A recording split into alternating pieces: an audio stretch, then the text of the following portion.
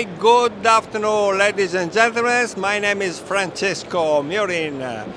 We are in the company Tutondo and we are here in the ISE 2025.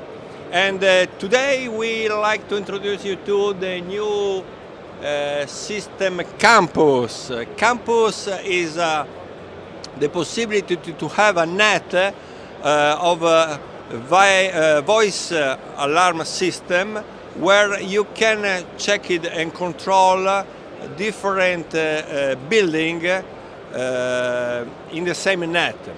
The net can be in fiberglass or in by cable, cut 5, 6, 7, what you want. And you have 3 different devices. With the first one, you can, for example, send a message from a paging station, and from there you can arrive in the different rack, in the different unit, in the different building. The second one is a supervision via web app. That means that we need just one device like that in one system, and with that one we can control all the campus system by app, by mobile, by iPad, by computer.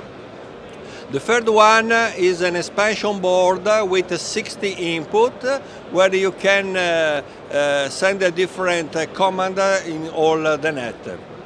What is interesting? Interesting is that I can control from one country, one city, what happened in the other one where we have that's kind of a loop.